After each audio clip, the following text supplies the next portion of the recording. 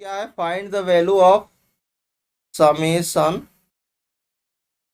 के run from 1 to 12 sine 2k π/13 minus iota cos 2k π/13। ठीक है ना।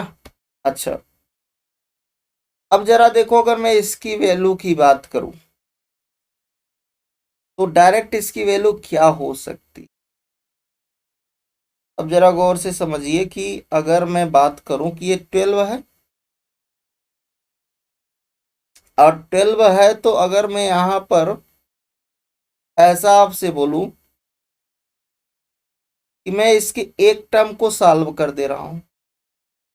हम क्या कर रहे हैं इसको, हम लोग ये जानते हैं कि अगर मैं nth रूट की बात करता हूं, किसकी बात करता हूं, nth रूट की बात करता हूं, ये इसकी तो हमें क्या निकालना है, इसका हमें वैल्यू निकालना है।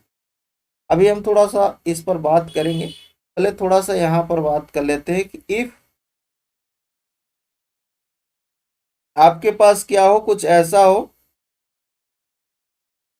cos 2k π/n plus iota sine 2k π/n।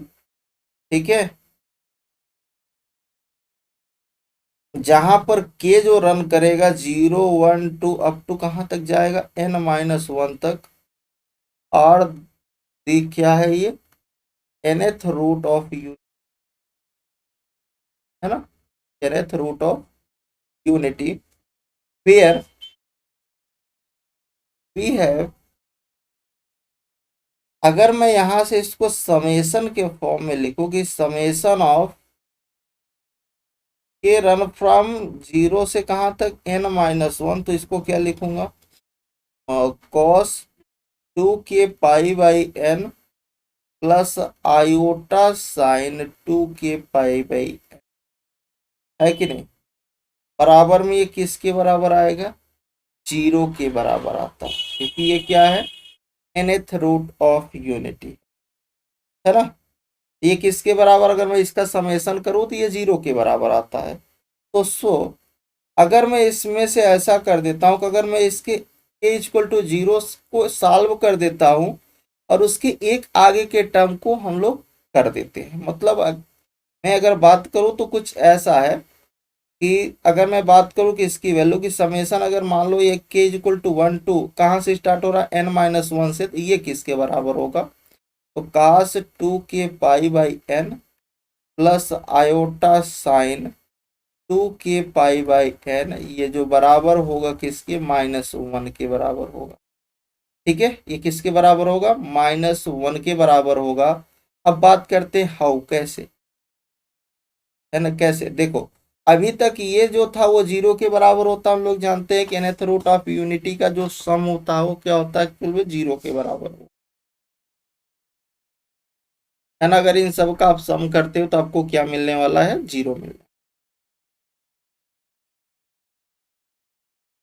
तो अब बात करते हैं कि अगर मैं इसमें से एक टर्म निकाल दूं, मतलब अगर मैं k = 0 इसमें रख दूं, जैसे के 0 रखोगे तो ये क्या होगा, कास का 0 प्लस आयोटा साइन का 0, और प्लस में जो टर्म बच रहा है उसको लिख दो, समेशन कहाँ से भी स्टार्ट होगा, 1 से n-1 तक, और ये तो यही रहेगा cos 2k π/n plus iota sine 2k π/n। अब देखो cos 0 का मान, ये तो 0, साइन 0 0, ये तो 1 पे गया, और ये किसके बराबर है, ओवरऑल ये 0 के बराबर है, तो ये जो 1 आया इसको जब राइट साइड भेजोगे तो -1 हो जाएगा। तो यहीं से ये रिजल्ट निकलता है कि summation of k = 1 to n-1 cos 2k π/n plus का आयोटा साइन 2k π/n किसके बराबर होगा, -1। तो जो यहाँ पर रिजल्ट लिखा गया वो यहाँ से निकला। क्या समझ में आई बात। अच्छा, अभी तो सवाल अपना सॉल्व हुआ नहीं, है ना।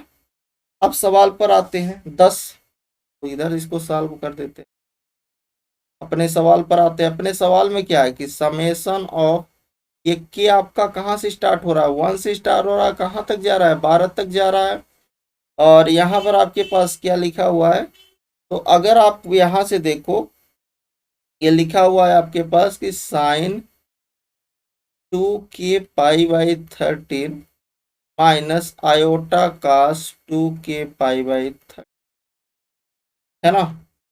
तो अगर मैं इसमें क्या कर देता हूं, माइनस आयोटा कॉमन कर लेता हूं, तो जैसे आप माइनस आयोटा कॉमन करोगे तो ये वाला पहले हो जाएगा यहाँ पर, क्योंकि ये 1 है, यहाँ 1 रहेगा, तो 1 को क्या लिख सकते हो, आपने यहाँ पर कॉमन क्या किया हुआ है, माइनस का आयोटा कॉमन किया हुआ है ना। या फिर हम आपसे ये बोले कि हम यहाँ पर क्या कर सकते हैं, चूंकि हमारे पास ये माइनस आयोटा है, माइनस आयोटा को हमने क्या कर दिया, बाहर कर दिया एक्चुअल में। तो अपने पास यहाँ समेशन में क्या बचेगा, समेशन ये बचेगा k इक्वल टू 1 to 12, है ना। और यहाँ पर आ जाएगा, ये हो जाएगा cos 2k π/13, और यहाँ पर आपके पास आएगा आयोटा हो जाएगा, प्लस में आयोटा आएगा और साइन का 2k π/13। अब जरा समझो ये कैसे हुआ, प्लस ही क्यों लिखे, देखो जब यहाँ पर गुणा करोगे तो क्या आना चाहिए, यहाँ पर ये वाला माइनस में आना चाहिए, तो जब यहाँ गुणा करोगे तो ये वाला आ जाएगा, सही है। अब जब यहाँ करोगे तो माइनस आयोटा स्क्वायर मतलब माइनस आयोटा स्क्वायर, तभी तो प्लस ये वाला प्लस आना चाहिए ना, तो यहाँ जब प्लस लिखोगे तभी आएगा, अदरवाइज माइनस आने लगेगा। तो यहाँ प्लस, अब इसका मान तो अभी हमने निकाला है ना, इसका मान तो अभी हमने निकाला है, तो माइनस आयोटा और ये किसकी वैल्यू -1, ये आंसर कितना हो गया, आयोटा हो गया, कितना हो गया, आयोटा, मतलब कौन सा ऑप्शन, डी वाला। तो क्या समझ में आया रिजल्ट आपको। तो अगर आपसे समेशन पूछे k इक्वल टू 0 10 -1 तक, तो सारा का जो सम होगा nth रूट ऑफ यूनिटी में, वो क्या होगा, 0 होगा। अगर एक टर्म उसमें से हम लोग हटा दें तो यहाँ पर अगर k इक्वल टू 1 से स्टार्ट हो रहा है तो किसके बराबर हो जाएगा, उसकी वैल्यू -1।